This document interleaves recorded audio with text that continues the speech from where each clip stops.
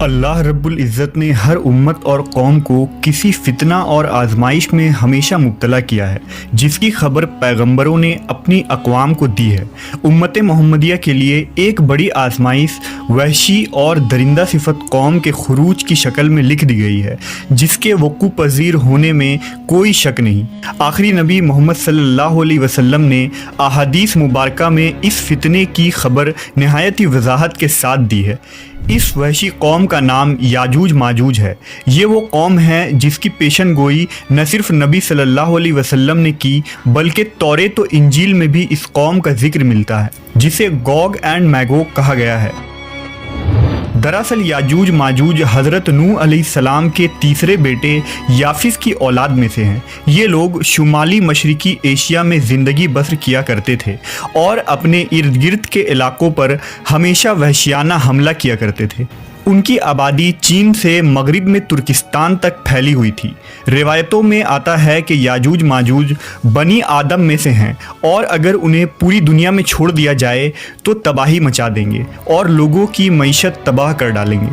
ان میں سے ہر کوئی آدمی اس وقت تک نہیں مرتا جب تک اپنی 1000 یا اس سے زیادہ اولاد نہ دیکھ لے۔ ان کے چہرے تہ بتہ ڈھال کی طرح ہیں۔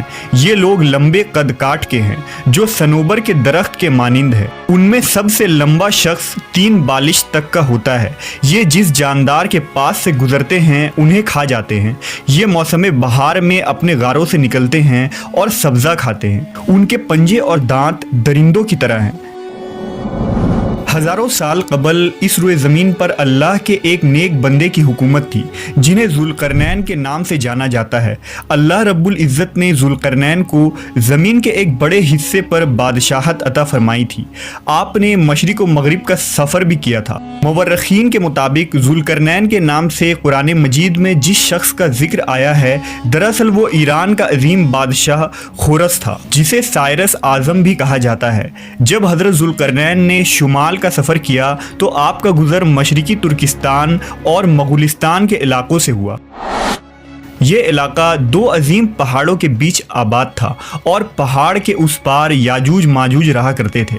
ان لوگوں نے ذوالقرنین سے یاجوج ماجوج کے فتنے کی شکایت کی اور کہا کہ یہ قوم بار بار ان علاقوں میں حملہ کر کے فساد پھیلاتے ہیں۔ لہٰذا حضرت ذوالقرنین نے اس سرکش قوم کی یلغار سے حفاظت کے خاطر ان پہاڑوں کے درمیان ایک مضبوط دیوار تعمیر کروائی، جو لوہے اور پگھلے ہوئے تانبے سے بنائی گئی تھی۔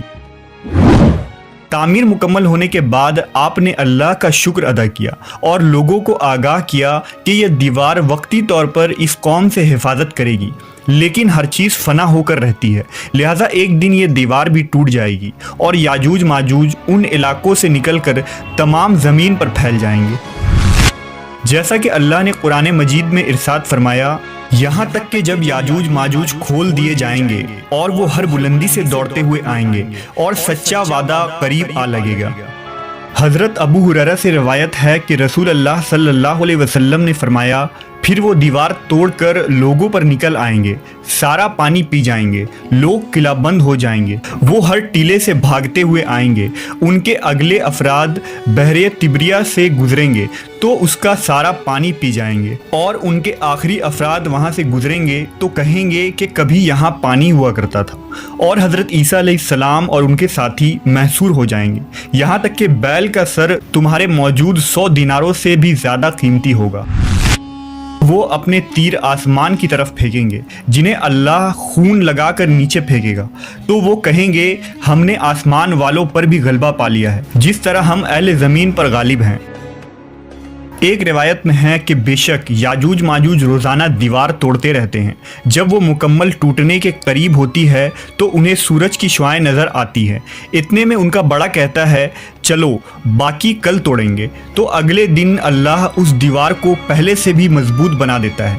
جب ان کی قید کی مدت ختم ہو جائے گی اور اللہ انہیں لوگوں کے سامنے ظاہر کرنا چاہے گا तो उस दिन जब वो सूरज की शुआएं देखेंगे तो उनका बड़ा कहेगा, चलो इंशाअल्लाह बाकी कल तोड़ेंगे। जब वो अगले दिन आएंगे तो इंशाअल्लाह कहने की बरकत से दीवार उतनी ही होगी जितनी छोड़ कर गए थे। यूं वो बाकी दीवार तोड़कर बाहर आ जाएंगे। दीवार तोड़ने के बाद ये ज़मीन में खूब कत्लो गारतगिरी करेंगे। ये सब क़यामत के करीब होगा। हज़रत ईसा अलैहिस्सलाम उनके लिए हलाकत की दुआ फरमाएंगे तो अल्लाह उनकी गर्दनों में कीड़े पैदा फरमाएगा जिससे ये फ़ौरन मर जाएंगे।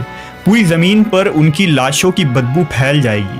फिर अल्लाह एक किस्म के परिंदों को भेजेगा जो उनकी लाशें उठाकर जहां खुदा चाहेगा फेंक आएगा। यूं याजूज माजूज का खात्मा हो जाएगा। मवर्रखीन और मुहक्किकीन के मुताबिक सरजमीन कफ़काज़ में दरियाए खज़र और दरियाए सयाह के दरमियान एक पहाड़ों का सिलसिला है जो एक दीवार की तरह शुमाल और जुनूब को एक दूसरे से अलग करता है। इसमें एक दीवार की तरह का दर्रा भी मौजूद है जो मशहूर दर्रा दारियाल है। यहाँ एक कदीम तारीखी लोहे की दीवार नज़र आती है। इस बिना पर बहुत से लोगों का नज़रिया ये है कि दीवार ज़ुल्करनैन यही है, जबकि कुछ मवर्रखीन दीवार चीन और दीवार तरमस को दीवार ज़ुल्करनैन मानते हैं। ये तमाम नज़रियात क़यास और अंदाज़ों पर मबनी हैं। दीवार ज़ुल्करनैन कहाँ बनाई गई है और कहाँ वाक़ है, इसका इल्म सिर्फ अल्लाह तबारक व तआला को ही है और वक्त मुकर्ररा पर उस दीवार को याजूज माजूज तोड़ कर निकल जाएंगे।